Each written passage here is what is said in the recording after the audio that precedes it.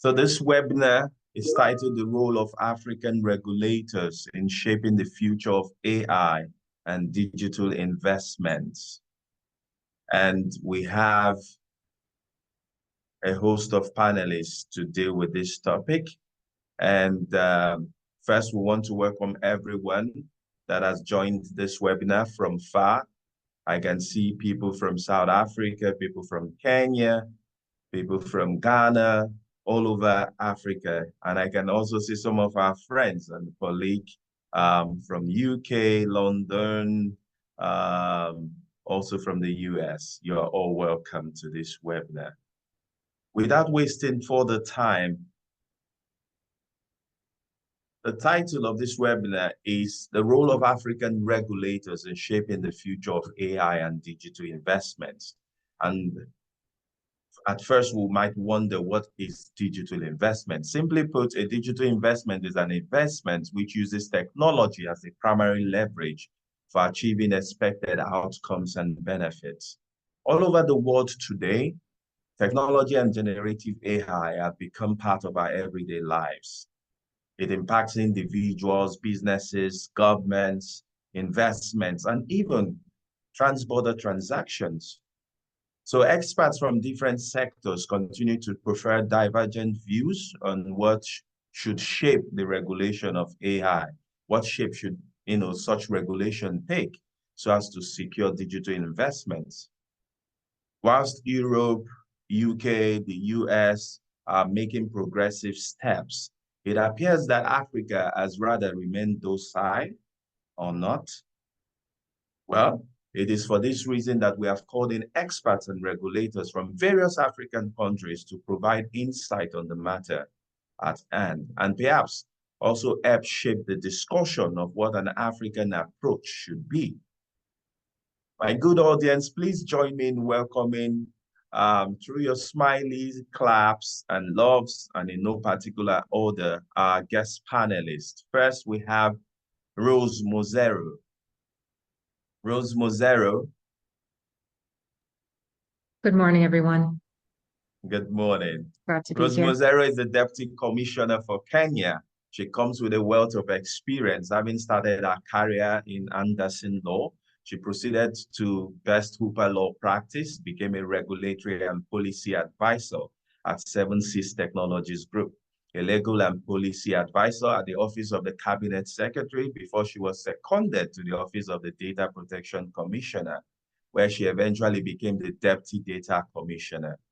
She has also served as a board member to International Association of Privacy Professionals, and she's an adjunct faculty member of the Kenya School of Government. Rose, you're welcome. Also join me in welcoming Ngozi Aderibigbe. Ngozi Aderibigbe.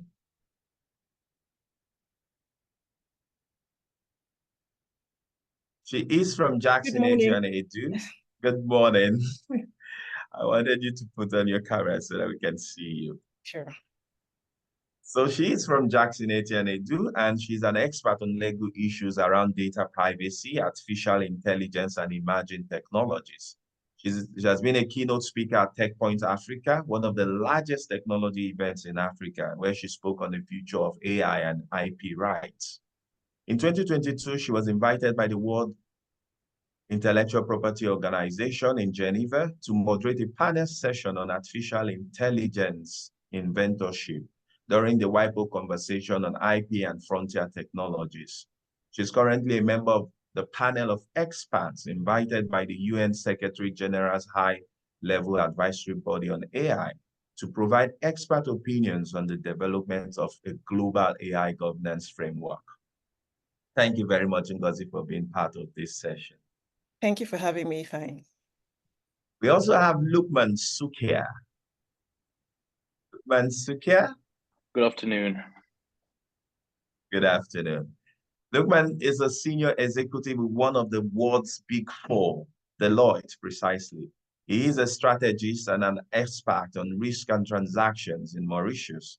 Lukman began his career in investment research and trading, proceeded to digital transformations with IBL. He became a fintech ambassador and a consultant with Mauritius Africa Fintech Hub before proceeding to Deloitte. He's an alumnus of IU International University of Applied Sciences, where he did his master's in applied AI in fintech. Thank you very much, Lukman. We also have here Melissa Govenda. Hello. Hi, Melissa. Nice to have you. Melissa is a senior manager and consultant on public policy AI and digital economy. She comes with a strong educational foundation on political science from her alma mater, University of Cape Town, which is also my alma mater. Excellent. She also toppled with a blockchain and digital currency certification. She proceeded to the London School of Economics, where she did a master's in international political economy and a certification on design thinking from Harvard Business School. Melissa began her career as a regulatory oversight manager, proceeded to British American Tobacco as a senior manager on regulatory engagement and senior manager of AI and digital economy at Access Partnership. Ever since, she has been consulting globally on AI and digital economy. We are grateful to have you, Melissa. We also have Mohammed Zakaria. Mohammed Zakaria. Hi, everyone from Accra. Hi, nice to have you here. Mohammed resides in Ghana with masters in policy and project management from Kwame Nkrumah University of Science and Technology. Mohammed began his experience as a data specialist and then found himself as a policy planning officer in the Transport and Road Ministry in Ghana. He was taken as an AI policy monitoring and evaluation lead at Africa AI Accelerator and later on AI policy. He became an AI policy fellow with the Center of AI and Digital Policy. For 4 years, he served as a policy, government, and regulatory lead at Ghana Startup Ecosystem. And he did another 4 years on policy and research with Ghana Tech Lab. Today, he is the policy, government, and public affairs lead at SpaceSci. Mohammed, it is nice to have you here. Nice to be here as well. Thank you. And we have Irene Mururi. I hope I pronounced that surname right. Hi, Irene.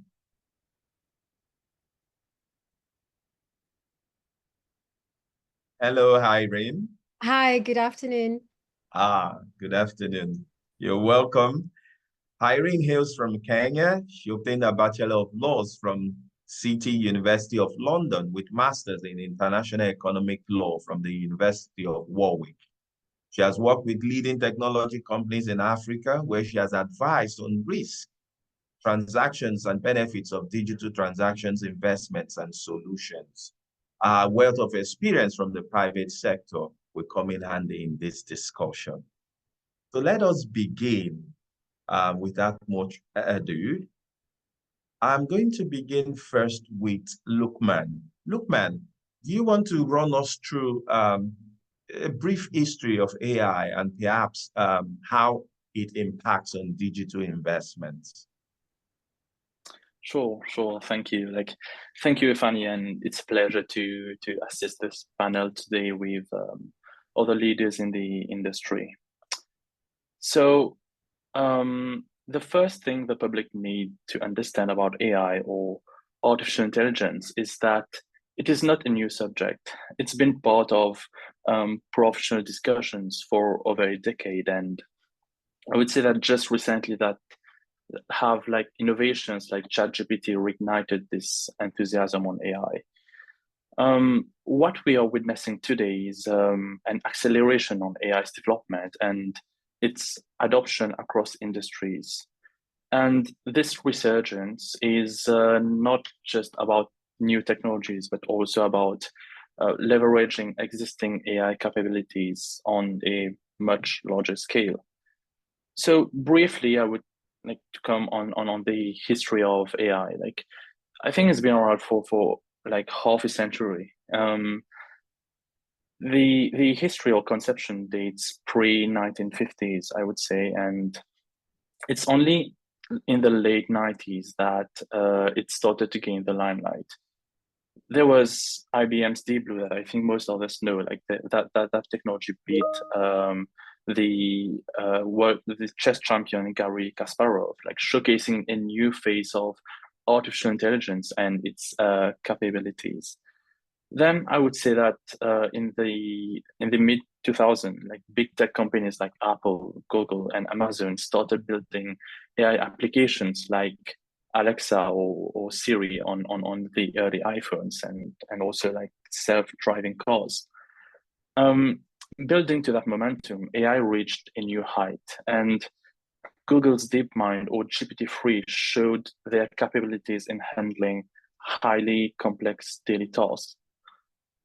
So that became an integral part for industries. And now with modern AI, we are seeing this technology being embedded into more advanced tasks, such as ChatGPT. And a great example of that is what I would call narrow AI, like systems that can be highly specialized in one task, like language translation, face recognition, or data analysis. From my perspective, I think the real game changer is general AI, a form of AI that can think, learn, and adapt to new environments as well as humans. And of course, there's super intelligence where machines surpass human intelligence entirely, but I don't think that we are ready for that yet. So coming to the point of digital investments lies the question on why is now the right time for Africa to embrace AI in the financial sector. Well, I would say that firstly, there's an explosion of data, and we've all heard about that data is the new oil.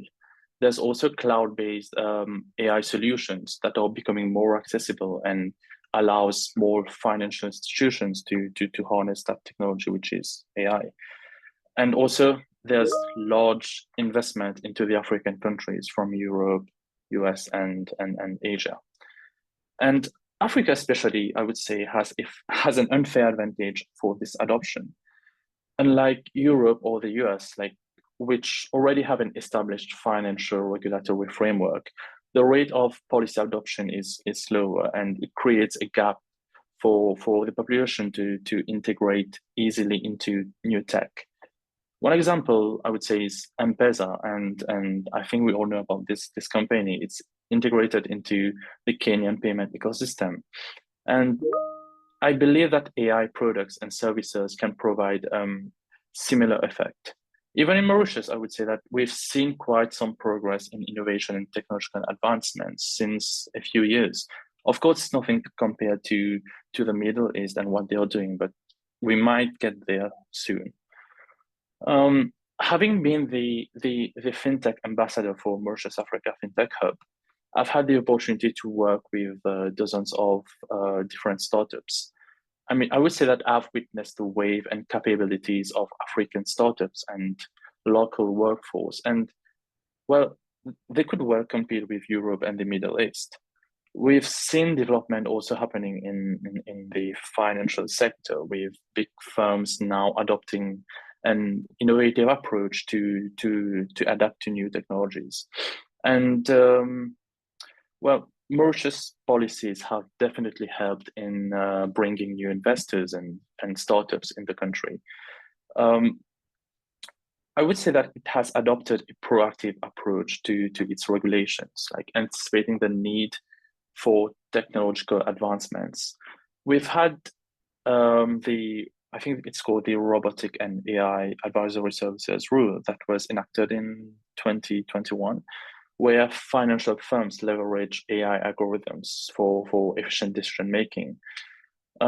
There's also been a national AI strategy for socio-economic impacts across sectors. And of course, we have the regulatory sandbox license, which I would say by description, it's just a playground for startups to test their technologies in fintech and AI with minimal regulation. I've personally had the opportunity to work directly on projects like Funkis, and it's one of the first Mauritian company to leverage the RSL. And this company has since been the leader in crowdlending platforms in Mauritius, thanks to the early adoption of this license. And I would say that looking ahead, Mauritius has brought some great incentives for outsiders and investors.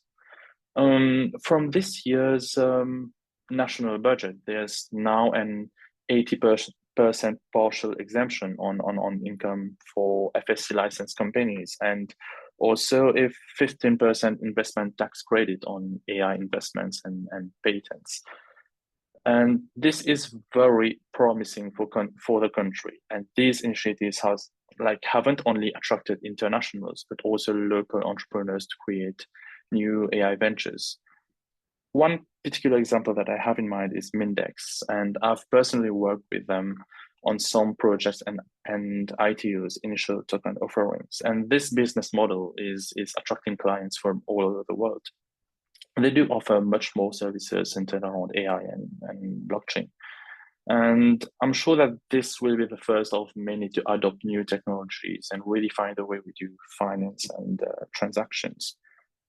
Thank you very much, man.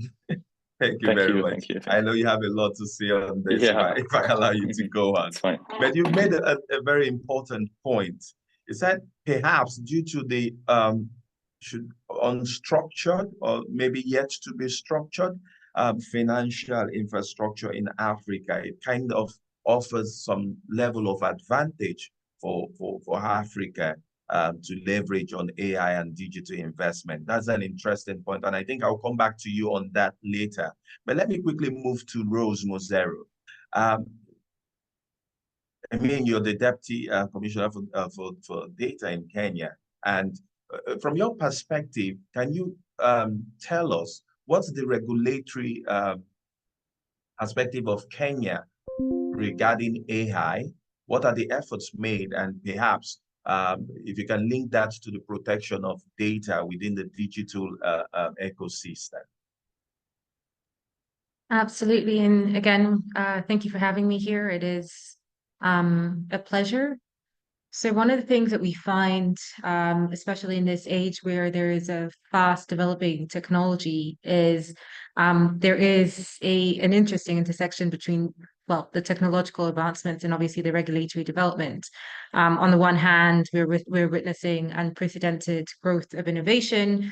On the other hand, we really need to think about what that means for regulations, specifically when it comes to the acute awareness of increased risks, especially associated with data and how it affects individuals, issues of unethical application of technology, and obviously breaches of data and data misuse.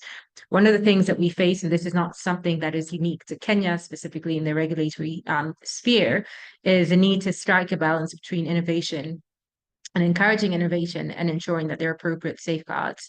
Lukman has spoken about M-Pesa, which is, the, I guess, Kenya to the world sort of flagship innovative solution when it comes to mobile money.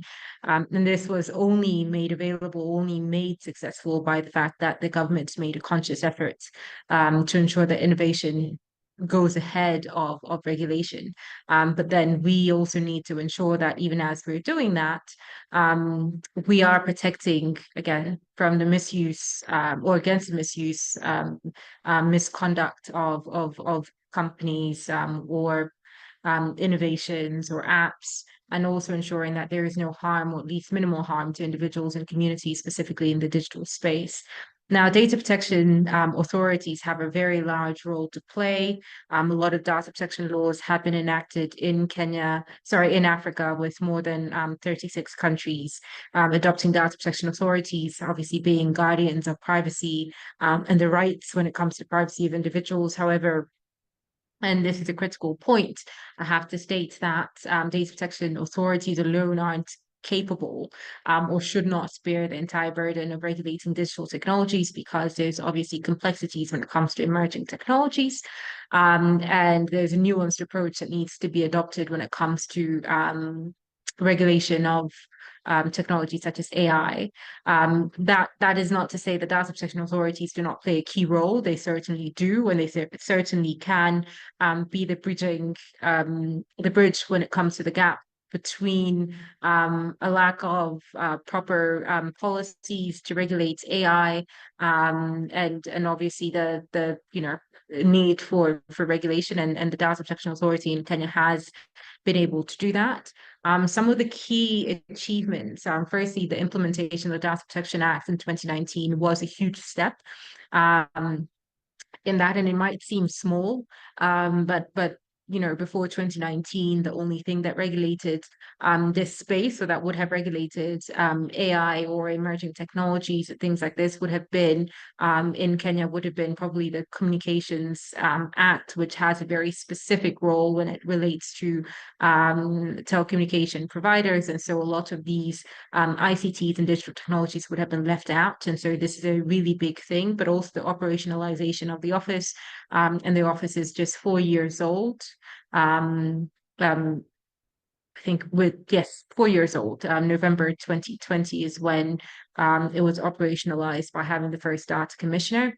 One of the other things is raising awareness when it comes to data privacy. And one of this, again, this might be deemed to be a very small thing, but ultimately when it comes to public awareness of data protection, and specifically public awareness of the impact of emerging technologies on data protection, would be and is a very huge thing. In Kenya, we have recently seen the fallout or the impact of not having data protection awareness and the incoming of emerging technologies with the I guess the case of WorldCoin, which was collecting iris data and obviously using AI to utilize some of their, I guess, their services and their applications.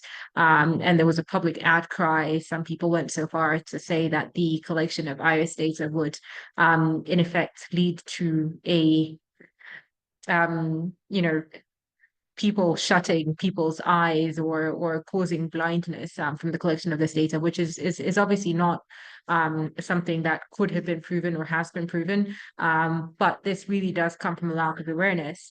And while some of this awareness or the obligation to raise awareness is on the burden of data protection authorities, a lot of it does lie as well in private sector and specifically entities that wish to bring in new innovations into the sphere. And so this is something that could be done by virtue of collaboration.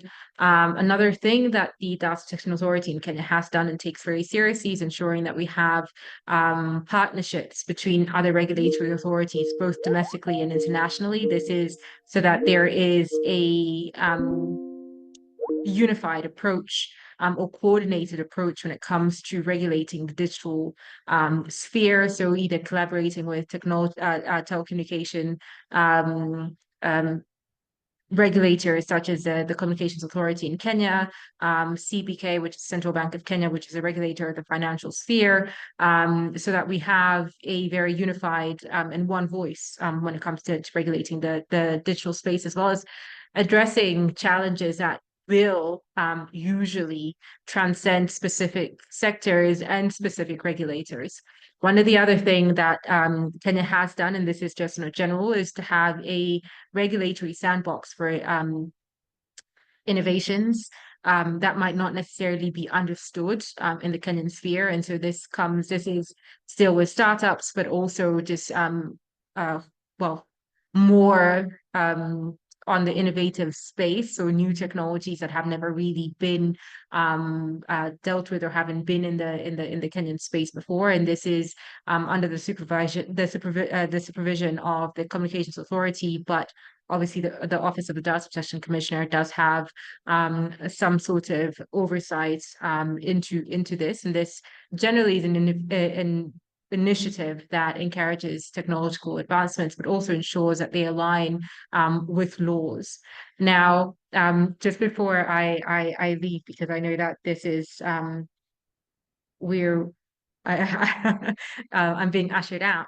But one of the things that we also wish to do as an authority is to ensure that we're giving guidance on emerging technologies, and this is from a data protection perspective. But I also will say that in terms of policy perspective, the Ministry of ICT in Kenya is developing an artificial intelligence policy that will then feed into the data protection sphere. So as we continue to regulate, this will be vital in shaping the artificial intelligence and emerging technology space. But again, the data protection authorities do play a very vital role in ensuring that there is ethical use, as well as the protection of individuals when it comes to digital technologies and innovations, specifically in the AI sphere, but also broadly in this space. So with that, I'll give it back to the moderator. Thank you so much for paying attention. Thank you. Really insightful. And it's interesting to see the steps taken in Kenya so far. Of particular interest is, you've mentioned that there's a need to protect consumers in the digital space without, of course, ruining digital investments. It will be interesting to see how that, that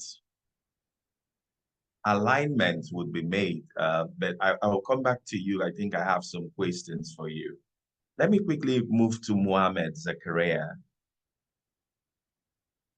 Mohamed, are you able to share with us the Ghana regulatory efforts and perspective on AI? And of course, the problems witnessed along the way, as well as perhaps the encounters with regards to digital investments and AI technology. Okay. Thank you very much. And I must say that in the context of Ghana, and can you hear me and see me? In the context of Ghana, significant progress has been made from the government side. The government has invested over 400 million USD in terms of projects secured from the World Bank towards building digital infrastructure, preparing us for the era of AI. Beyond that, Ghana actually has a national AI strategy, which is 2023-2033, a 10-year strategy. And I believe that this strategy is expected to, or has a recommendation in there for the establishment of a responsible AI office, which is meant to coordinate AI and AI-related issues in the country. Beyond that, the government also has supported higher education work. And you would see that at the Kwame Nkrumah University of Science and Technology, where the national responsible AI lab exists, and they are doing significant work.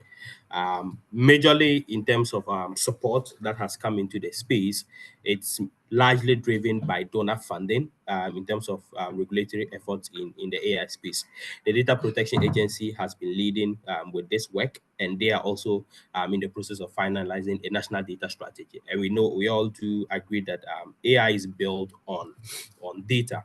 And so largely the national data strategy in its present draft form is hinged on ensuring that governance structures are established and infrastructure to be able to ensure that data governance is well put in place, and institutions also comply, because that's where the major gap. In terms of challenges that businesses faces, largely AI is an emerging space which is largely driven by most emerging businesses, and startups in Ghana for the past 10 years have faced the challenge of accessing quality, not just even the quality of the data, but even ability to access data, which is largely always available by public institutions or government agencies. And that has been the major bottleneck. And so AI startups like Mino Health AI, that's in Ghana, that are thriving and have secured funding from the likes of Bill and Melinda Gates to support health research, actually started with using data from outside Ghana and even from outside Africa with the support of GIZ. And over a period of time, we are beginning to see government come on board, but more is yet to be done around access to data to support locally driven AI. And we all know the issues of data privacy and data governance. And that's one of the major challenges. One of the things that we are going to see moving forward is that in as much as we regulators who would want to regulate AI in Africa, the major gap that is also going to come is that there will be the need for a balance. But I don't see that also happening, because we are also, in the case of Ghana, we put out the regulations to curb or regulate the sector, but then the infrastructure to help them to be able to succeed doesn't exist. And so if we have strategies that ensure that requires data to be processed locally in Ghana, but then we don't have the infrastructure locally to be able to manage and process this data, then it becomes a bottleneck for the growth of the sector. And so I do believe that Ghana has significantly made progress. In terms of the IMF AI Preparedness Index, Ghana is third next to Kenya, 0.444, and then next to Rwanda, which is 0.45.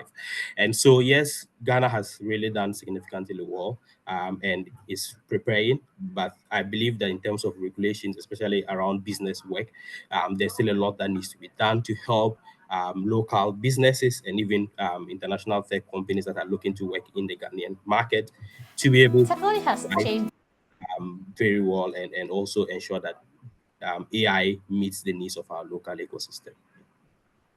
Thank you very much, Mohammed. That's really, really insightful.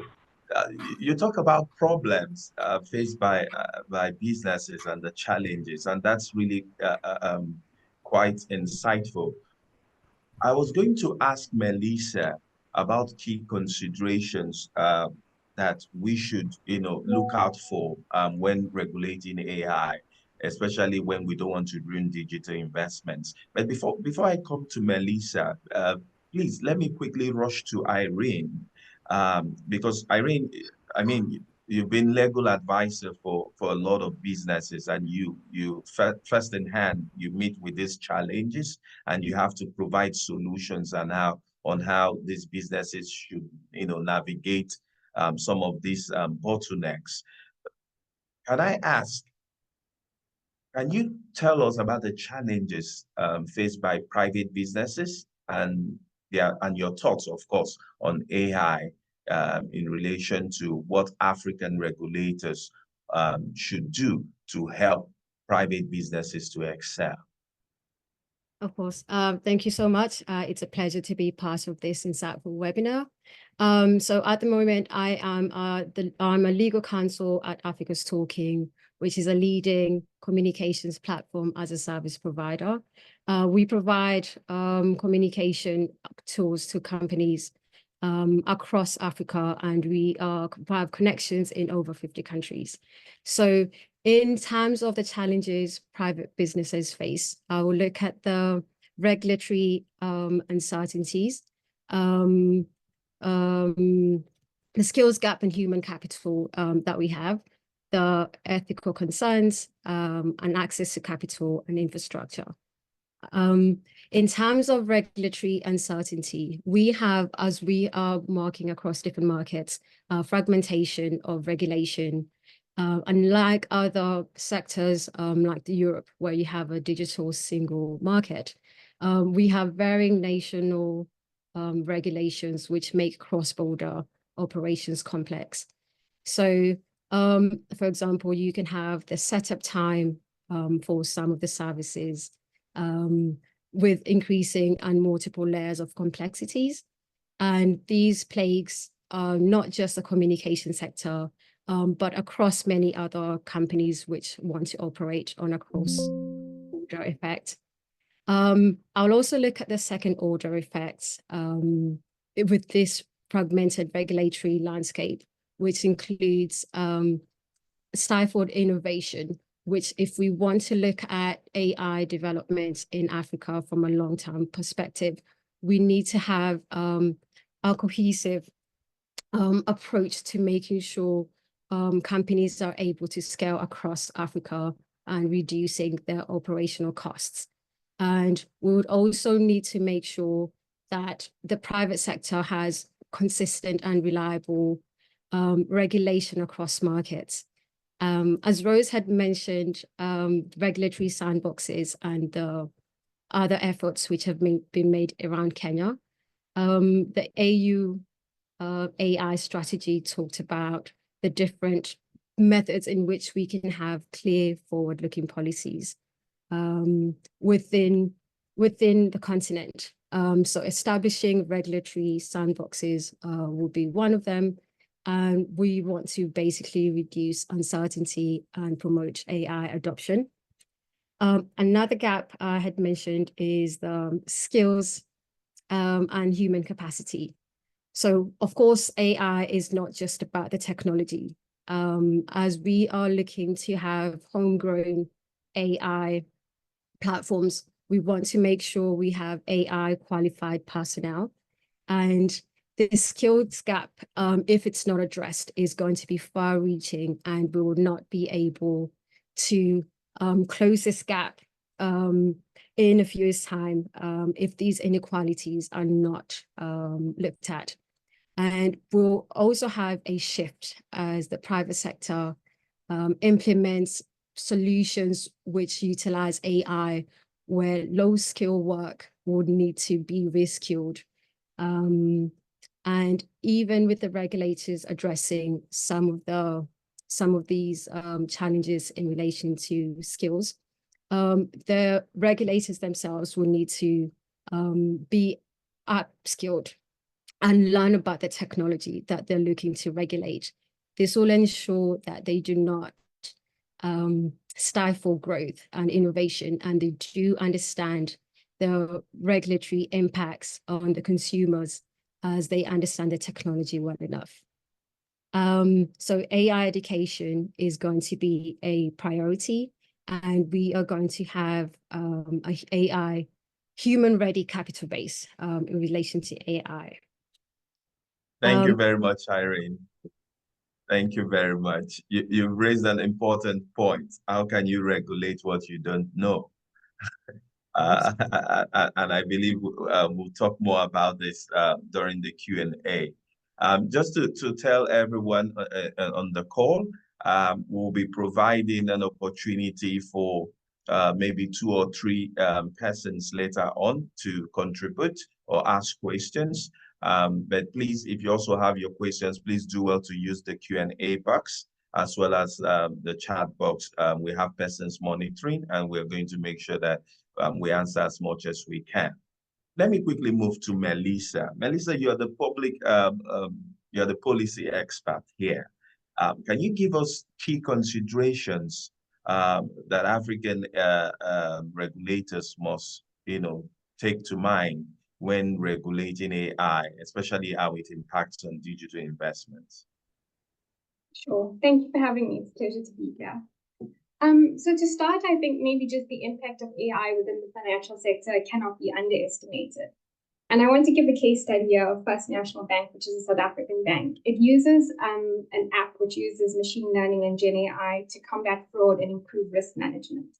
And so what the app does is it goes in, it looks at all of the data, it picks up patterns, it identifies red flags, but humans can't, and then it does real-time monitoring. And FNB has said in the last year, it's actually saved almost 1 billion rand from fraud because of this application. So I think the impact of AI within the financial sector more broadly is well understood. But I think for fintech and AI to truly work, we need to address the digital divide and connectivity. And I think any discussion around AI in Africa has to really speak to that. And, the infrastructure challenge we have, where many of our people remain unconnected. But I also think, and I'm glad Irene pointed it out, digital skills is another one that we need to address. And I think the last is then creating an enabling and safe regulatory environment. So one of my kind of 3 key points we need to address from an AI regulatory perspective. I think this has been said by Rose, and it's probably the most important one, is we need to balance innovation with financial stability. So, when it comes to regulation, we really want to encourage innovation. But since financial services are such an important component of the economy, we also want to ensure that there's systemic stability. And if we look specifically at the South African government's AI discussion document, it highlights that we need to foster economic growth with AI.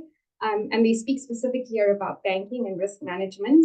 And the AU's continental AI strategy agrees with this, but also says we don't want to disrupt or destabilize existing industries and processes. And I think getting that balance becomes really important. The second kind of key consideration for me is the risk-based approach.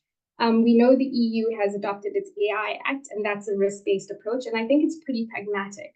So if we look at within the financial sector specifically, algorithms are used to make decisions, and there is this issue with black box thinking, where basically the algorithm makes a decision, but we don't actually know how it's made. There's no transparency around that. And so that actually creates problems for regulators. You know, who's accountable for the decision that is made? How is it made? How can we trust something when we don't understand the process? And also, was there any bias involved in that? And if there was bias, would that lead to an unfair outcome? So for example, you know, someone is declined credit because of a bias in the algorithmic process. So we really want to watch out for that and make sure that we address that specific risk. There is talk now about explainable AI, where it's transparent and understandable. And I'm sure all regulators will be looking at that going forward. And then my third one, which I think, you know, my colleagues from Ghana and Kenya have spoken about and alluded to, is actually cross-border cooperation. So, you know, the African Union's continental AI strategy says that we need regional collaboration, we need to harmonize, we need to share best practice, and we have common challenges that we all, you know, face: data privacy, cybersecurity risks. These are common to all of us. So how are we ensuring that cooperation and coordination? And I'll give a quick example of Jumo, which is a South African fintech company. It works over within 6 African countries. It's already extended about 130 million loans to more than 20 million people. And one of its key issues and concerns is actually data. How does it demonstrate to different regulators that its data policies and sometimes its data localization policies are actually compliant? And bringing in AI systems, how does it demonstrate that it's actually, you know, being compliant, but also aligning with best practice? So I think this is probably where collaboration between the public and private sector become so critical. And regulatory sandboxes, as has been mentioned, is probably the best route toward that. That's it. Very much. That was really, really insightful. Yes. Can I quickly call on Ngozi to talk to us? I mean, we've heard from Ghana, Kenya, South Africa, as well as Mauritius. Can we hear what the Nigerian efforts are and the regulations relating to AI? Perhaps the legal problems around AI and how they impact on digital investment. Ngozi, please. Thank you, Ifeanyi. Thank you for having me again. Let me start by just giving what I believe is an important background to even understanding the role of government and regulators on this very important and interesting subject of AI. I think the starting point for most of us is to think about government intervention as being restrictive. So we often think of regulation as being restrictive, but regulation doesn't have to be restrictive. Actually, regulations are relevant to, you know, control or manage behavior, stakeholder behavior, one way or the other.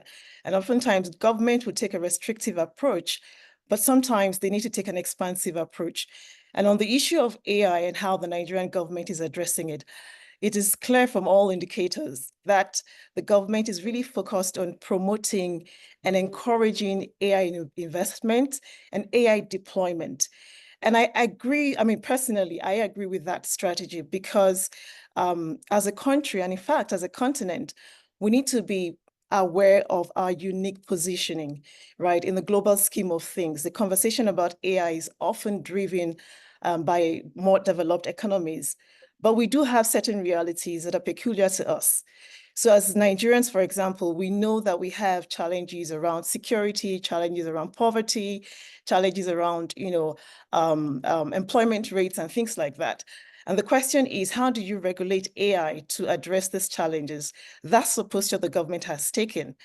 And this isn't a situation that is even very recent. I would, if I were to draw a roadmap or a timeline really of how government began to make interventions towards emerging technologies generally, I think I would start with, you know, what happened in 2011, which is when the Federal Ministry of Communications Technology was rechristened the Federal Ministry of Communications, Innovation and Digital Economy. And for me, and it's not just for me, I think it was clear, the government was clear that it was putting a lot of focus on promoting the digital economy, right? Because you really have to build on an economy that enables in order to begin to acquire and begin to build up more emerging technologies and have policies around AI and the more recent technologies. So that was the earliest step, I would say, that the government took. Where are we today?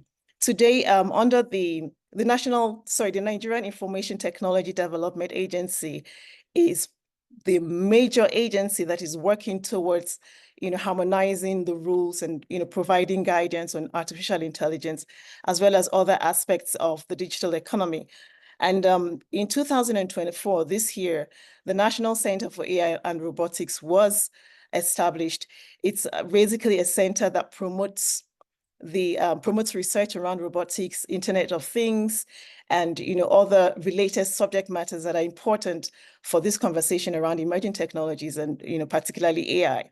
Besides that, there is also this year also, one of the more important things that have happened this year from a government intervention point of view is the publication of the draft national AI strategy, which was released a few months ago. It's a draft, but looking through that draft, it is clear that the government is really looking for every opportunity to harness AI to promote national development. The government has has chosen to not go ahead to think about regulating and restricting, rather putting in place infrastructure, putting in place capacity, or putting a program in place to enable capacity building and to enable the deployment of AI towards real practical problems that Nigerians face. A key deliverable under that strategy is what we call the 3MTT, which is really it's a baby project of the present minister, Dr. Bosun Tijani, where 3 million talents are being. The objective really is to train 3 million young Nigerians to be proficient in the technical aspects of AI and other types of technology. And that is ongoing. And it's a major, major, major step because we have a large youth population. We have rising unemployment rates. And the question is, if you're looking at AI policies, you should be looking at harnessing what you have, the strength you have. We have a good population that can learn and build capacity.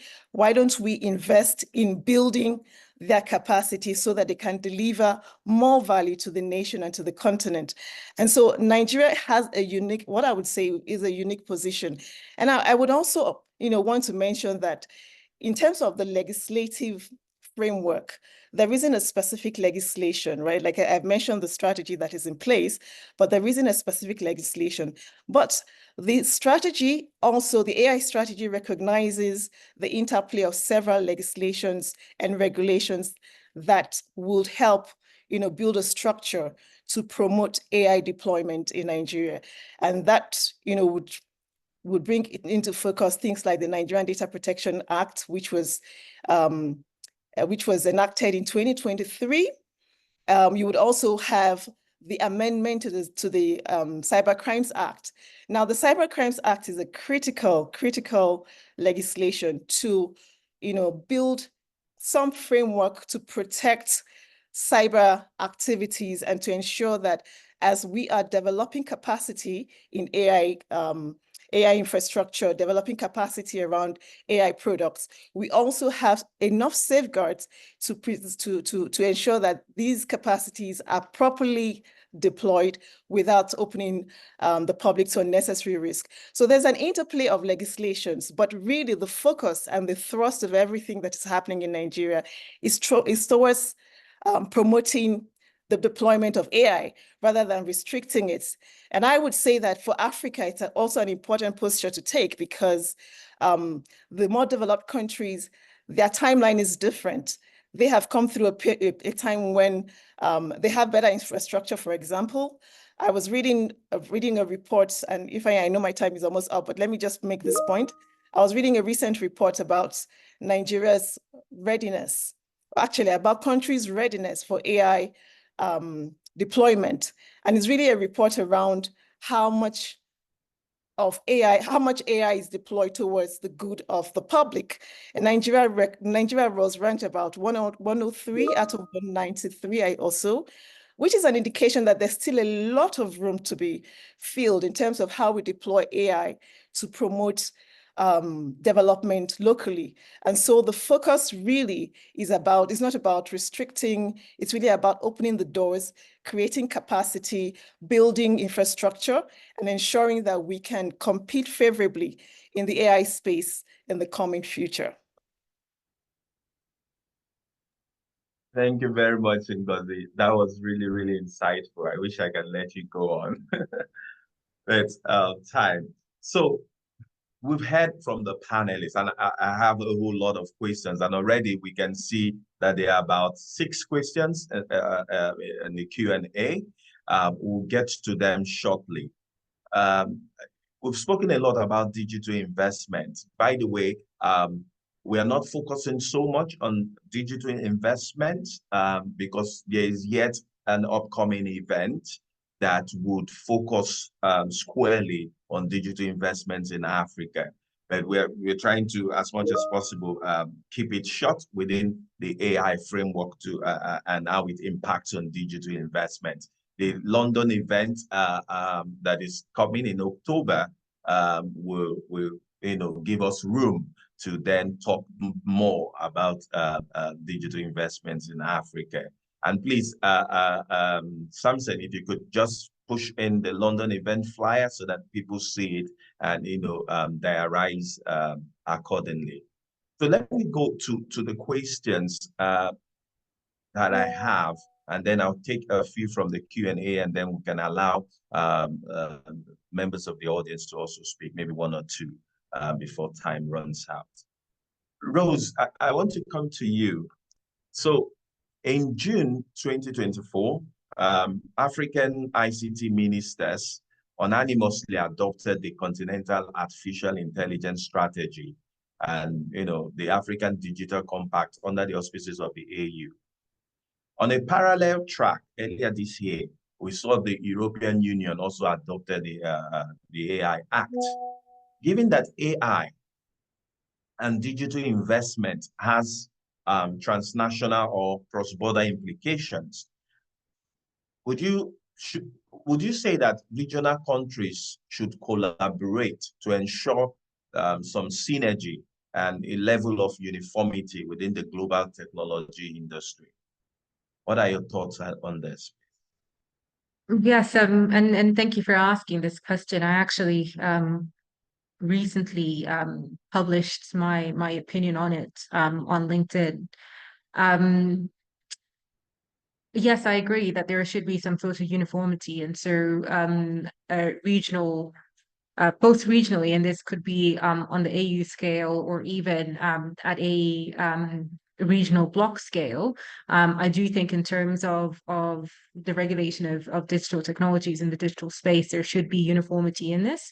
One of the things that, and just aside from the discussions that are being had by the strategy, there is also a move to have a more uniform regulatory space, which is being pushed by virtue of the discussions of the digital protocol, as well as the annexes to digital protocol is in the African Continental Free Trade Agreement. So that's a promising thing to see.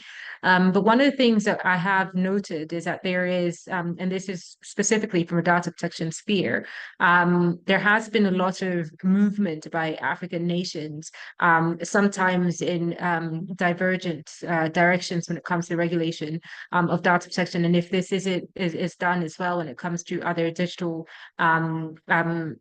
I guess spaces, say for example with AI technologies and what have you, then we will be rushing to figure out how to remedy this divergence when it comes to regulations later. One of the things that I very much advocate for is having a more unified approach when it comes to it, simply because AI is bigger, I guess, than one particular nation. And if we don't move in a uniform sphere, then it means that we're missing out on a global scale when it comes to discussions on AI, and we then risk having a situation where we're adopting regulatory documents or frameworks that are not necessarily fit for purpose for the African countries or nations. And so we really must find a way to frame our own space, our own regulatory space, our policy space. Hopefully the AI strategy will push us in that direction. However, we've seen other regulatory pieces, Malabo Convention, the data policy, which have been they've had their shortcomings in the sense of they're not being adopted widely across African nations. So we're hoping that the AI continental strategy does not follow the same route and is indeed adopted by and embraced quickly by all African nations, so that we can have that one unified space, a one unified voice when it comes to regulation of all digital technologies in Africa. Thank you. Thank you very much, Rose. Thank you. I think I really like your perspective on the issue. Let me come to Ngozi. So basically, there are three fundamental trade-offs or battle points that resurfaces during the discussion about AI policy and development. One of those three major trade-offs is something called innovation versus regulation. For innovation and regulation, it is argued that regulation tends to restrict access and use of consumer data, which leads to improperly trained algorithms. A case in point would be AI bias. And so the question is, what are your thoughts? What do you think the African approach should be in balancing, that trade-off between innovation and regulation? Thank you, Ifeanyi. I think that's a very important question, particularly in the light of what I had said earlier about Africa's unique positioning or unique problems, right? Every nation must understand that you adopt or determine your policies based on your realities and what you want to achieve. So the starting point in determining whether we should be using regulation to push innovation, or we should be using regulation in a way that would potentially restrict innovation, but might promote safety, right? I've seen a lot of questions in the chat box around safety, and I think these are very important issues to consider. It's a delicate balance at the end of it. But for my personal view is, because Africa's problem is really unique, we do not have a lot of innovation coming out of Africa. Let's face it. A number of the AI solutions that we are consuming today are solutions that are deployed from outside Africa. And we've then become the consumption market for these solutions. Now, I can tell you for free that solutions that are developed outside Africa would not have the imprint of the African issues like it would if it were homegrown. And so I would rather suggest that we think of regulation as a means or as a tool to promote innovation. And it doesn't have to be innovation or regulation. It can be regulating to encourage innovation. One way governments typically do that is to have incentives, right? To have sandboxes, like a lot of speakers today have touched on the issue of sandboxes to encourage innovation within a regulated or a controlled environment. And I think that's very important. We have to have the mindset that we as a people must determine what our priorities are and use regulation to drive those priorities. In the EU, the AI Act that was released recently clearly is putting policies and structures in place to control AI, the development of AI for the purpose of safety, and that is important. But you cannot really define safety if you haven't allowed the technology to get to its fullness. You might end up short-circuiting the entire process and limiting the benefits that you can get from it. So to round off and to just give a simple, straightforward answer, I would always prioritize innovation whilst not leaving the door open for unnecessary risk. Risks must be addressed, but innovation should be prioritized. Interesting perspective. Melissa, what do you think about what Ngozi have said? What are your perspectives on this? Ifeanyi, you're putting me on the spot here, but I'm happy to share my perspective. So I do agree in the sense that I don't think innovation should be stifled, but I don't know if my esteemed panelists have read the GSMA report that has been released on AI in Africa. And they did case studies looking at it in healthcare, education, and I think energy, climate. And specifically agriculture, I think they spoke about, which is really quite an important sector for many of our African economies. And what they did is they went and looked at case studies where AI applications are really being used. So I would like to think and argue that homegrown AI solutions are actually being utilized in Africa.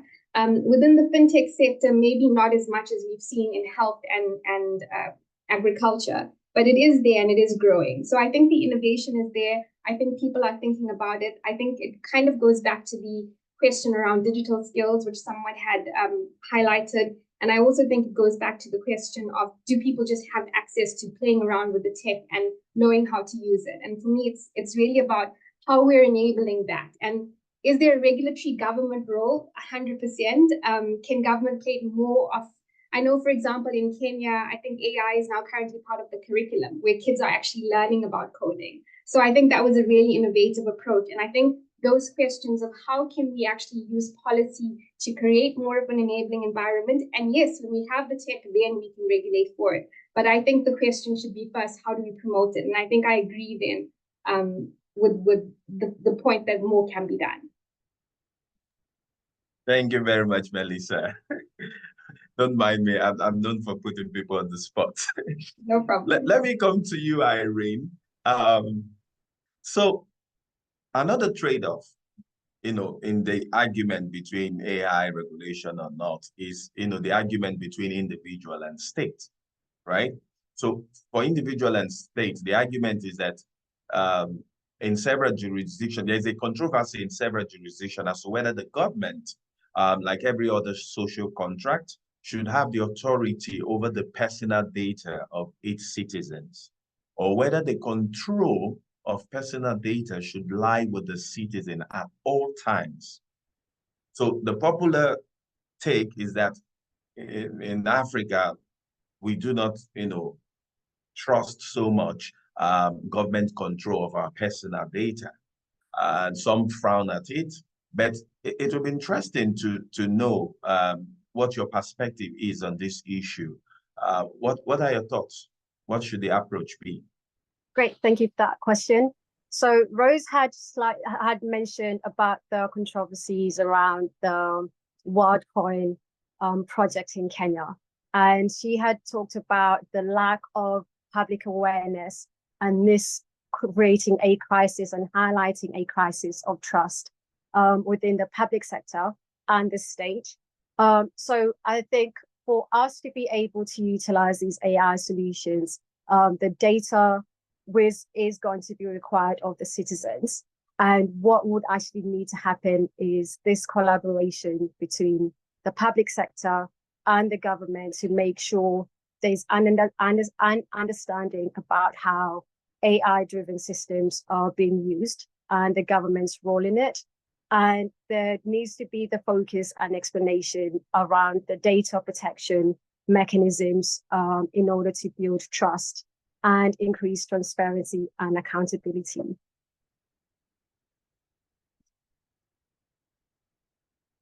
Awesome. Thank you very much, Irene, for that perspective. Mohammed, can I quickly ask you this? What challenges, you've been around in the policy space and working with the government for some time, but what challenges do you foresee African regulators dealing with in the coming months or years as AI continues to grow? How do you think we can overcome this challenge? Okay. Thank you very much. Regarding the space, one which is existing and would continue to exist is the issue of data privacy and security, that's protection of data of individuals or users, which is still a very big challenge because lack of capacity by most of the regulatory institutions across Africa, who are way far behind technology, and we are still going to see more of that. So we are hoping that skills are being able to build as soon as possible, and government invest more in AI regulatory agencies across Africa, so that they're able to catch up and be able to be on top of issues, be more proactive than being reactionary in their approaches to regulation. The next one is that if you observe across the markets, probably within my pivot, which is Sub-Saharan Africa, most of the regulations we have are usually kind of ICT wide, sector wide kind of strategies and regulatory documents or acts, which might just speak something or say something little about a particular sector like AI or online child safety. And so what it means is that we'll still have to invest more on building sector specific and more narrowed and comprehensive regulation. Please apologize, my son is here. Regulations that would ensure that we are able to comprehensively cover the sectors. The next one is that if you also observe, African governments or governments worldwide are major drivers of ensuring that they are able to build infrastructure for the AI ecosystem to thrive. In the case of Africa, we still have a big gap regarding infrastructure that can enable AI innovation to thrive. And so we are going to still have a lot of gap around that. Access to internet, internet penetration, beyond urban cities. All these are areas that a lot of investment will still have to go into, and that's a major gap. Beyond that, I know we have the two other big issues, which has to do with the human resource or capital side, which is also being spoken about, the potential of AI to create employment across Africa. But the reality is that apart from the skill gap from the regulatory side, we also have a skill gap of local talent that can drive AI and also work in AI initiatives and companies, which also means that we are able to future our thoughts, our philosophies, our local knowledge that reflects us as a people in Africa. And so there's still going to be a lot of work that needs to be done in building our own local talent and using our own local talent to be able to regulate the ecosystem.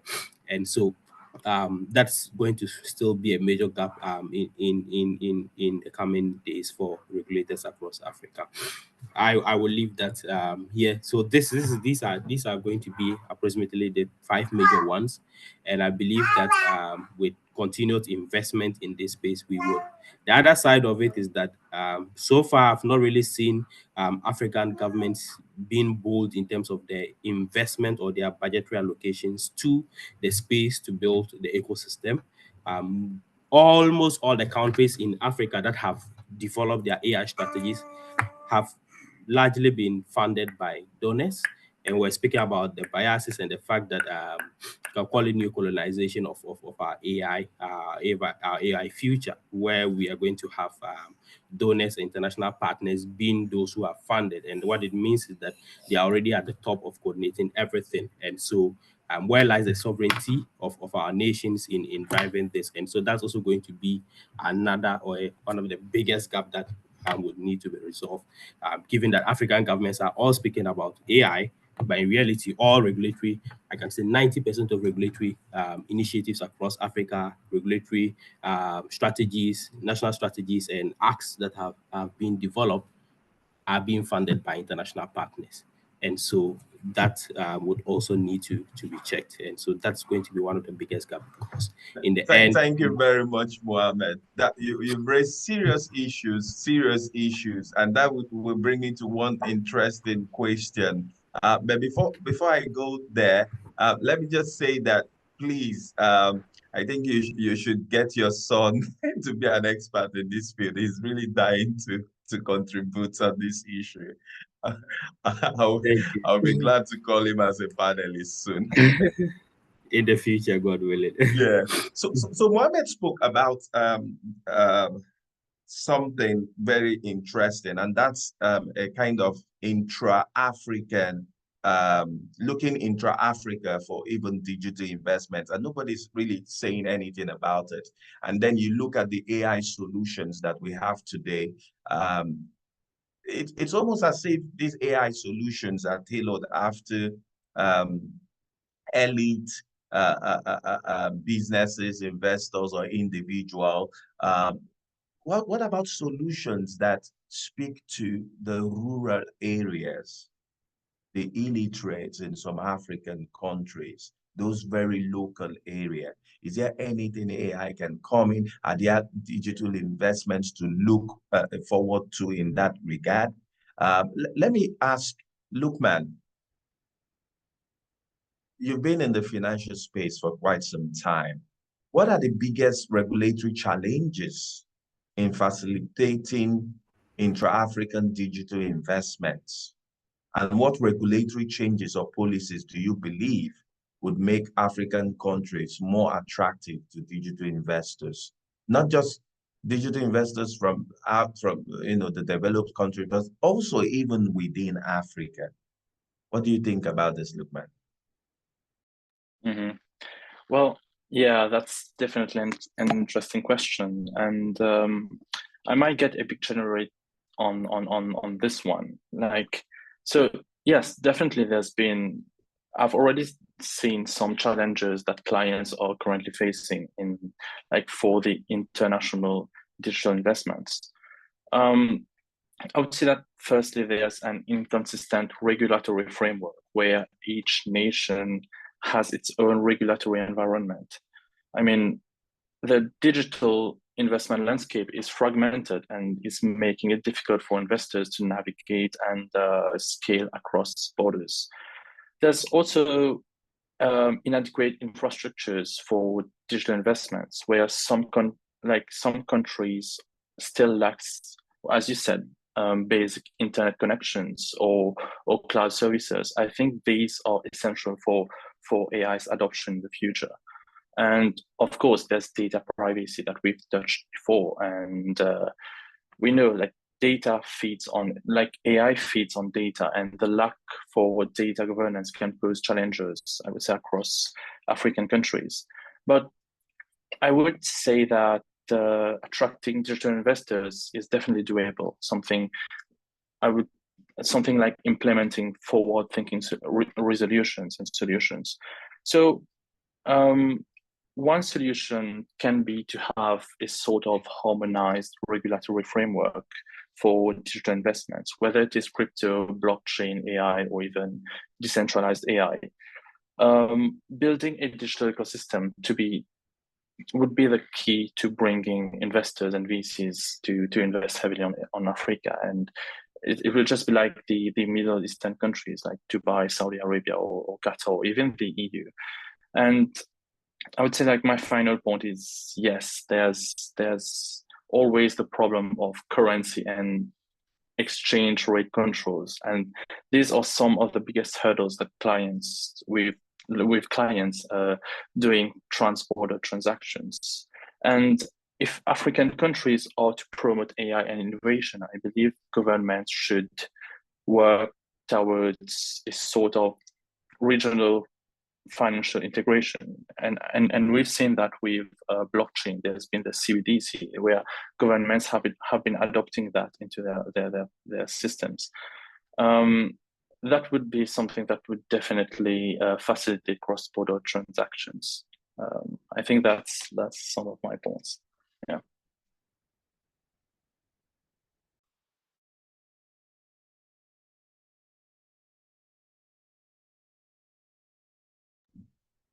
Oh, I was muted, I see. Thank you very much, Lukman. That was an interesting perspective.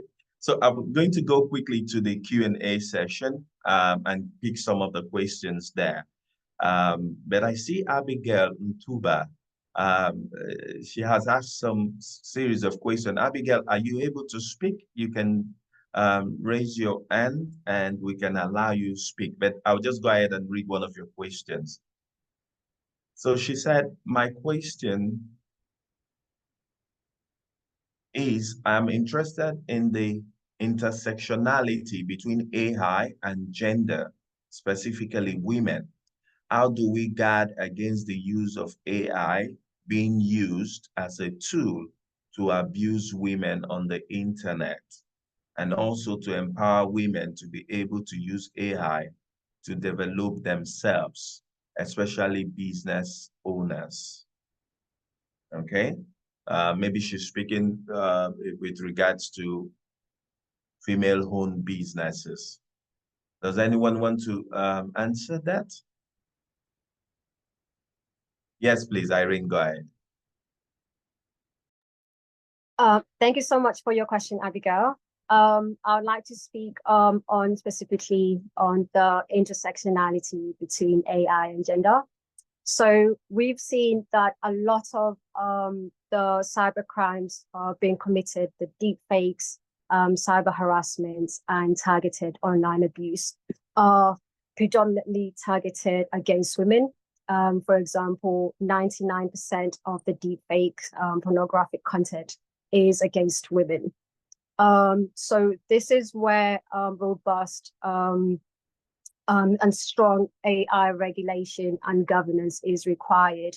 And these would need to be specific ethical frameworks that would need to be included in the development of AI platforms. And such platforms should include responsibilities for the tech companies and the creators of it to respond and detect such abuse. So this could be algorithms being used to detect and moderate the content which has been shared, investing in transparency and reporting mechanisms that would allow women to report these harassments immediately. And in terms of bias in the AI systems, we've already talked about how AI amplifies current bias. So this is one of the areas the regulator can really look into and provide very strict gender bias and gender bias removal mechanisms.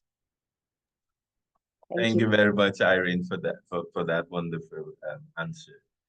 We have another question from Rachel Ola. She has asked, with the collaborations such as funding, investment, mergers, acquisitions being fostered with the global north and intergovernmental organizations, how do we ensure the decolonization of our tech landscape? I think she's speaking to decolonization of the tech landscape to ensure that Africa has some level of control within it. I see Melissa's hand is up. Yes, Melissa, please go ahead. So one of the things I wanted to say was just around, I think that's a really interesting question on decolonization. And what would be interesting would be to look at large language models and how we could get them to be in native languages. I think Swahili in Kenya is one of the languages that is the most spoken on the African continent. And so what would an LLM, Swahili LLM look like? And how could we take that? And remember, with language, there's specific nuances where there's cultural contexts that come in. And do we have a ChatGPT version that actually is Swahili? And I think that's really interesting. And I'm not sure, I mean, I'm keen to hear from the other panelists if they know any of, if there's anything similar or any other initiative. But I really think African homegrown LLMs and our own, data sets is potentially the right way to go around. Do we have the capacity to pull that off? I'm not sure. But I know in South Africa, there are a few app developers who have started looking at, Zulu-based, for example, versions of ChatGPT. And I really think that's how we make it more Africa-specific and kind of decolonize it. So I just wanted to share that thought. Thank you very much, Melissa. Thank you very much. Yes. I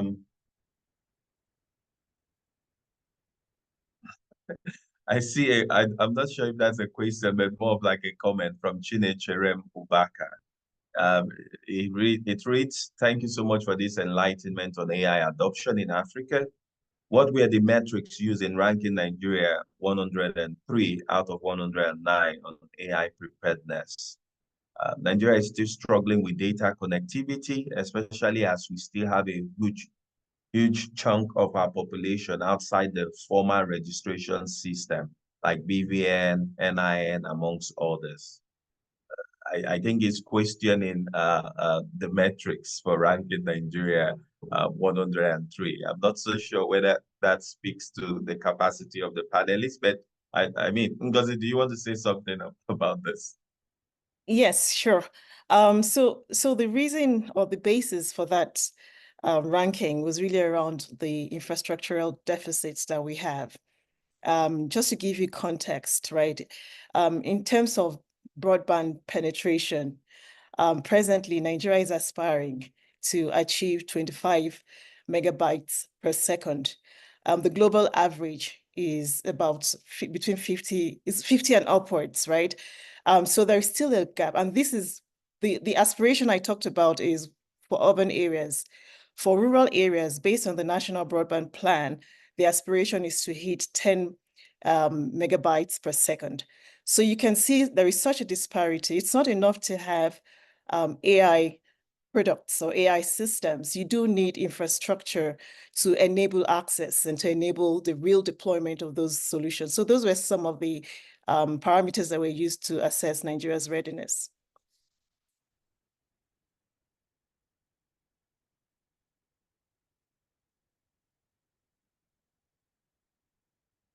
You're muted. Oh, thank you very much.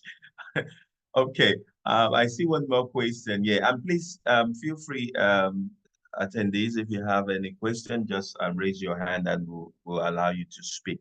But one more question in the Q&A session says, what efforts can Africa, this is from Ahmad Mohammed, what efforts can Africa, especially governments at different levels, and also the organized private sector, beyond just tech organizations, what efforts can we make to ensure inclusion in AI moving beyond just consumption?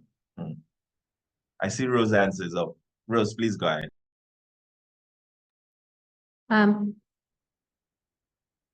Thanks for that question. I think this has a number of facets to it in terms of what can be done. I'll start by speaking on what African governments can do, enabling environments to ensure that people can actually innovate rather than limiting the, I guess, innovation capacity as well as investments in innovation in countries. So creating spaces where investors can actually come in and grow innovation. So for example, in Kenya, we have a lot of innovators, but a lot of those actually stop at a point where there's funding or where people want to come in and actually purchase. And sometimes it's because that framework that enables people to invest isn't clear. The business rules might not necessarily be conducive. Taxation might not necessarily be conducive for these innovations to actually scale up. Another thing that I've seen, and again, giving a Kenyan example, is the Kenyan government actually actively ensuring that there's incubation hubs and innovation hubs that help not only from ideation all the way to sale to market initiatives, but the whole steps through, where they give experts, advisors, mentors to actually, and these usually come from private sector, to see innovations around specific solutions that are fit for. So we say Kenyan solutions for the African, or Kenyan solutions for the African problem grow. So this is something that can definitely be done. One of the other things that I think is necessary is education, and this not, and I'm not talking about education only from a capacity building, sphere where we're investing in building capacity of individuals and systems, but I'm also talking about the, I guess, converse education and capacity building of regulators, policymakers, governments, to ensure that we appreciate solutions, we understand what's coming into the market, we understand what's being innovated, so that even as we regulate and we move forward, because ultimately the biggest thing that will stifle innovation and AI usage within the African sphere will be the rush to regulate for regulation's sake. So it's important to ensure that our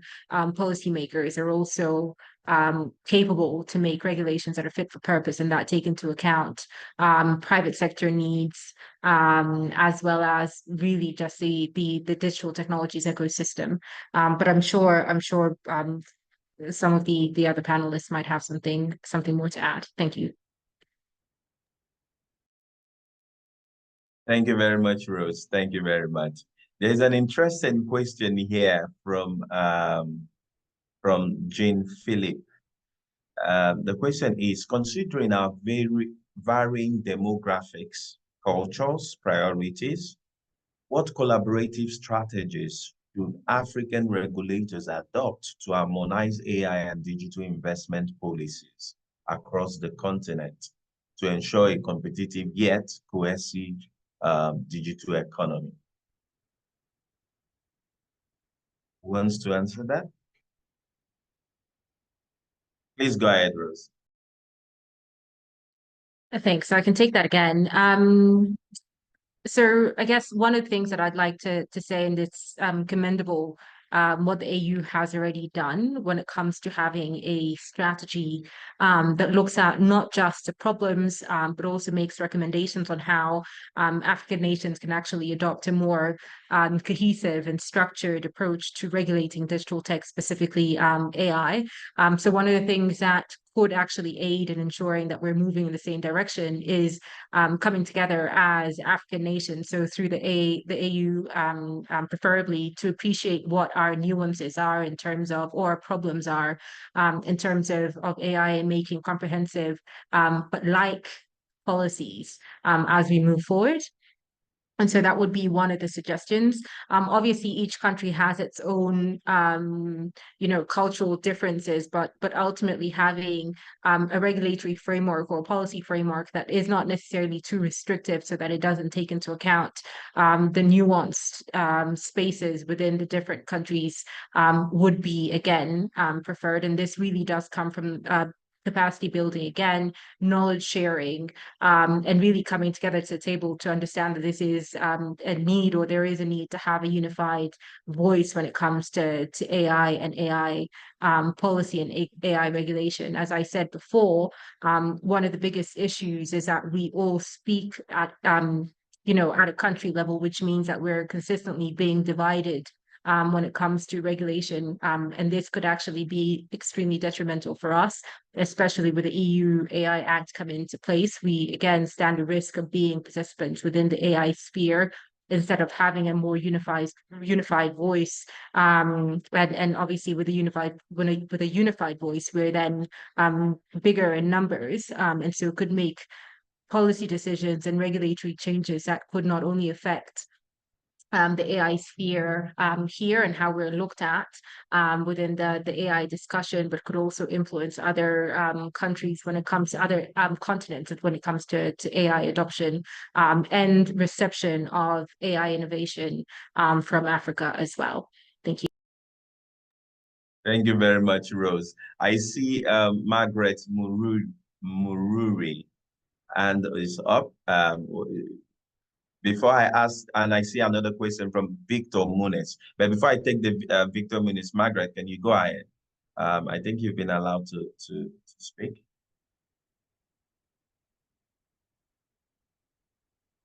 Margaret?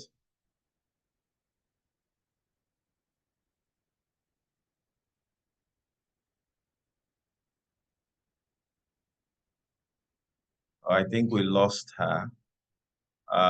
Okay, I'll just go ahead and ask the question from Victor Muniz. Victor Muniz said, well done to Ifeanyi and all the panelists.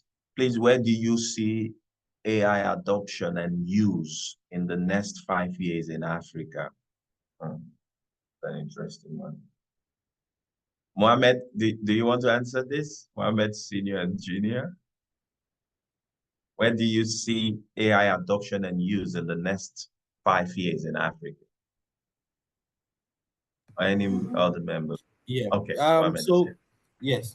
Regarding where we see AI in the next five years, I would say there are two dynamics to it. The dynamics of more if I'll tackle it from a demographic point.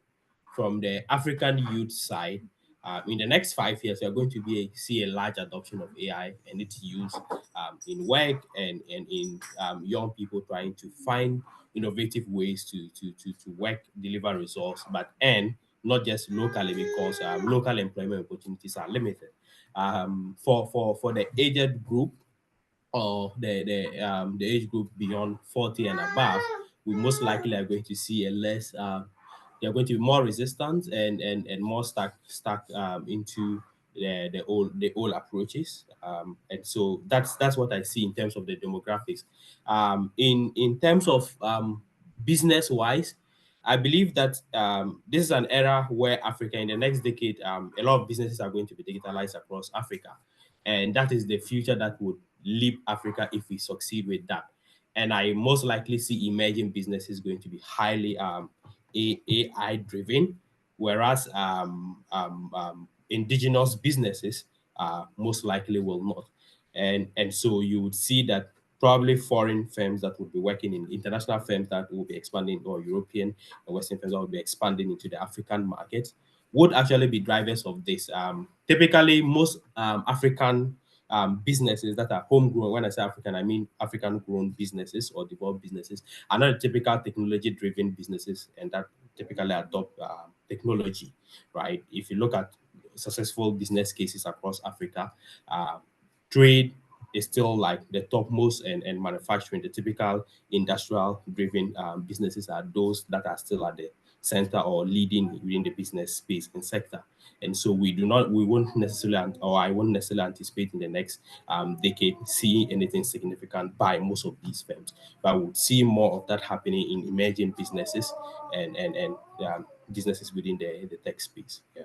Thank you very much, Mohammed. And gentlemen, we've come to the tail end of this session, and I'll just take the last question, and I'll call on the head of sectors, Jackson Ejani, to do a vote of thanks. The last question is an interesting one. It's from Hilary Burong. I hope I pronounced that right. It reads, how can Africa address the issue of data scarcity, and improve the quality and representation of local data sets to ensure AI systems are more accurate and relevant for solving regional challenges? I'm sure all the panelists would want to speak on this, and I'll give room for just quick sentences on this, and then we close for the day. So how can Africa address the issue of data scarcity and improve the quality and representation of local data sets to ensure AI systems are more accurate and relevant for solving regional challenges? Yes, Mohammed. Thank you. So, like you said, a quick one. I'm going to speak from the Ghanaian perspective. If you look at everything IT, data privacy, artificial intelligence, data management across the public sector and by government in Ghana, it's largely driven by the Ministry of Communications and the ICT sector related agencies.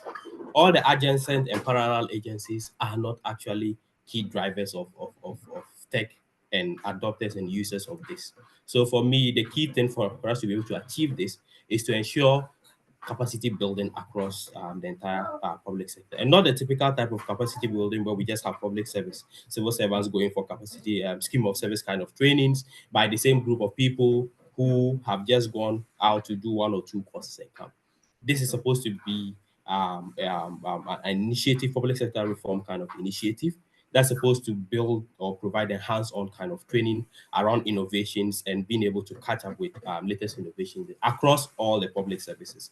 That's the only way we can achieve it. Beyond that, it will always continue to be the Ministry of Digitalization or the National Information and Technology Agency writing to request for a particular type of data which does not even exist. The producer of the data through the agencies of the sector ministry does not even understand the relevance of how to ensure that right from the point of capturing the data, it's in a form that would ensure easy harmonization, easy cleaning, easy retrieval, easy usage, and even the protection of the data in terms of how Mr. A can access it, but access it with only certain parameters and not. Once that is not done right from the production point, then I don't see us going anywhere because the public sector or the government is the key producer of data for anything that we would need around AI and everything, large data sets. So for me, this is what I would say regarding that. I'll be happy to hear from other panelists as well. Yes, I think Ngozi's hand is already up, and Irene is following in queue. Ngozi, please. Thank you. And I'm just right on what Mohammed has said. In fact, it's correct to say that government remains and government and its agencies remains the most, they're the major collectors of data. But in terms of, ensuring that we have accuracy, right? Because I think that part of this conversation is ensuring that the data that we collect is accurate. That we are collecting data at the right level. We are collecting data at the lower levels, not just waiting for government to aggregate data at a higher level, but also at a lower level, private sector. There's a lot of data being collected. I think it's important to highlight the place that having a unified standard around data privacy would play in enhancing data sharing, because really what we need for AI development in Africa is to have a very robust pool of data from which developers can draw from. And that will not happen if we are all siloed in how we handle our data. Now, the trust, there's a trust deficit. I think someone mentioned earlier in the day about the trust deficit that exists across countries when it comes to data. And so to cure that deficit, data protection laws come in or step in to set standards for protection, standards for collection, and data strategies also need to be harmonized across countries, across nations in Africa, so that there is a better flow of data. In today's world where intra-trade is not negotiable, it's important that data is an important commodity of trade, really. And so it's important that there is a structure that allows for safe transfer of data so that we can have access to data across border within the continent. And that would definitely improve the quality of data sets used to develop AI systems. Thank you very much, Ngozi. Irene, just within a minute, so that I'll call on Chinye Okorocha to give the vote of thanks. Sure. Irene, quickly, please. Sure. So I'll just speak in relation to leveraging on the high mobile penetration we have in Africa. So in terms of how we can have local data obtained through like mobile-based surveys, applications, and digital platforms. And as Ngozi has mentioned, this is going to be enabled with clear data protection policies and enhanced trust, which would now enable the platform developers to collect this data and have this data shared with the regulators and the government, and for use to have a better data set and for us to have better implemented AI solutions. Thank you. Thank you very much, Irene. Thank you very much. Gentlemen, and ladies, we have come to the end of this session. But before you go, there are two important pieces of information you should know. So this has been a pre-webinar towards ushering in the major event that will be happening in London, where we will delve into the issues around digital investments in Africa. But I think the head of sector will mention that as she gives the vote of thanks. Ms. Chinye Okorocha, please. Good afternoon, everybody. Afternoon in Lagos, Nigeria. But I can see our panelists are from all over the globe. And so we're so delighted that you could join us today. I've been given two roles, two things to do. And the very first one is to extend our deepest gratitude to each and every one of the panelists here today who have done a fantastic job digging into the topic, the role of African regulators in shaping the future of AI and digital investments. Thank you for your contributions, which have shown the depth of your knowledge on this important topic. Truly, Africa has come of age, and hopefully the necessary regulations we need to set us apart and increase our standing even globally, we will continue to do so. I'd like to particularly thank, in no particular order, and I'll use first names only, if you permit me. Rose, thank you so much. Ngozi, we are grateful. Lukman, Megan, Melissa, Mohammed, Irene, and of course, our dear moderator, Ifeanyi, you've done so well. Thank you, everybody, for being with us today. It was such a robust conversation, and I am delighted with the outcome. I'd also like to take a moment to introduce you to a program which we are having organizing, Jackson Etiedu will be organizing, which will hold in London, UK in October. I'm sure during the event you saw the flyer come up. Maybe we could put that up again for them to have a particular reference point to what I am going to talk about now. The topic of the conference, now this is a physical conference, not a webinar, and it's happening in London, UK, at the Bulgari Hotel in London. And the topic of that conference is investing in Africa's digital economy, catalyzing the next frontier of growth. It would be great if we could put it up. Thank you. Yes. So investing in Africa's digital economy, catalyzing the next frontier of growth. I mean, as we've all discussed today, really and truly, a lot of infrastructural investment is required in catalyzing the next frontier of growth in Africa's digital economy.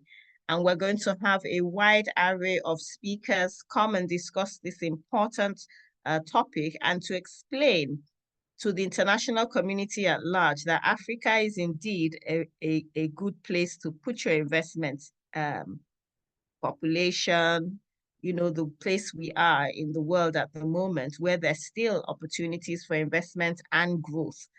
But the regulatory framework is also going to be looked at. We're going to be having two robust panel discussions. One of them is particularly in terms of investment and the regulatory environment, and that will be financing and regulating the future of Africa's digital economy. And the second panel titles Developing a Sustainable Digital Infrastructure for Africa, Opportunities and Challenges. Our keynote speaker is Mr. Ige Imokwede, who is the, just looking at my notes here before I make a mistake. Of course, we all know Ige Imokwede, who is the, not chairman now, I think he's the group head of Access Holdings, which is a company or organization who have just got initiated a huge bond for infrastructural development in Africa. We've got quite a few other speakers that I'm sure you'll be so interested in listening to. And with all of us, or majority of us being from Africa, this is a conference or an event that you don't want to miss. I'd like to encourage you. I know that a lot of you are not based in the UK, but if you happen to come to London in October, or you can share the flyer with members of your community or your law firms, or indeed your contacts, we can share the link with you. There was a barcode up just now that you could click on and register to join this important conversation. Obviously, we truly believe that after every intensive plenary session, we should have a little bit of downtown time. So there will be a reception or cocktails after the formal event, and of course a dinner in the evening. So come join us for this important conversation on the 28th of October in London, UK. So once again, thank you so much to all our panelists. Thank you so much for sharing your wealth of experience today. Thank you for giving us of your time. And together we will build the Africa that we all want. So Ifeanyi, I hope I've done my job well. Back to you. And thank you so much. All right, bye everyone. And thank you for being here. Thank you. Bye-bye. Bye-bye. Bye-bye. Thank you. Bye. Sure.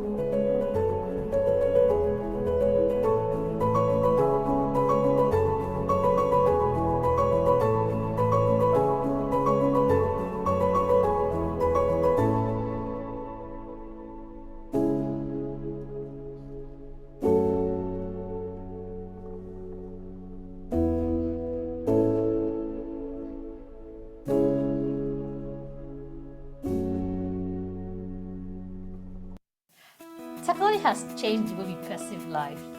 Innovative and disruptive entrepreneurs rapidly scale their businesses by deploying modern technologies. Over the past few years, you would agree with me that the technology sector has bloomed rapidly, giving rise to unicorns like Uber, Airbnb, Twitter, Meta, Tesla, Flutter, Wave,